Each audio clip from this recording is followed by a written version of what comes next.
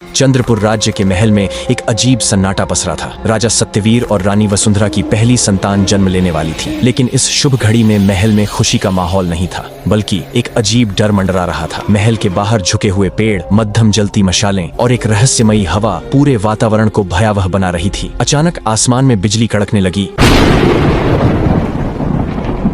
और घने बादलों से ऐसा लगा जैसे कोई अदृश्य शक्ति इस राज्य पर अपनी पकड़ बना रही हो। राजकुमारी जन्मी है, दाई ने महल में घोषणा की, लेकिन उसी क्षण महल के चारों ओर खड़े संत और ज्योतिषी घबरा गए। उन्होंने आकाश की ओर देखा। चंद्रमा के चारों ओर एक काला घेरा था। यह एक अपशकुनी संकेत था। राजा सत्यवीर भागते हुए अंदर आए। उन्होंने देखा रानी वसुंधरा एक नवजात बच्ची को अपनी गोद में लिए लेटी थी। बच्ची की आंखें चमक रही थीं और उसके होठों पर एक हल्की मुस्कान थी। लेकिन तभी दाई अचानक चीख पड़ी और रानी की आंखें भी डर से चौड़ी हो गईं। नवजात बच्ची के शरीर से एक काले नाग की स्याह साया निकली और पलक झपकते ही उसकी नाभि में समा गए। सभी भयभीत थे। यह कोई साधारण घटना नहीं थी। बच्ची के साथ कोई दैवीय शक्ति या श्राप जुड़ा था। राज्य के सबसे बुजुर्ग ज्योतिषी महर्षि आदित्यनंद को बुलाया गया। उन्होंने मंत्र पढ़े, ध्यान लगाया और फिर गंभीर स्वर में बोले, राजा सत्यवीर, ये बच्ची साधारण नहीं है। इसके जन्म के साथ ही एक नाग इस बच्ची के भीतर पलने लगा है। ये नाग इसके शरीर के अंदर रहेगा और जब ये 18 वर्ष की होगी तो यह काला नाग बाहर आकर अपना असली रूप धारण करेगा। राजा ने चिंता से पूछा, महाराज, क्या इसका कोई उपाय है? महर्षि ने सिर झुका लिया, शायद नहीं। यह नाग न सिर्फ इस बच्ची के भाग्य का हिस्सा है, बल्कि इस राज्य की किस्मत से भी जुड़ा हुआ है। अगर इसका सही समय पर समाधान नहीं हुआ तो चंद्रपुर अंधकार में समा जाएगा। आगे की कहानी जानने के लिए कमेंट में जय भोलेनाथ जरूर लिखें।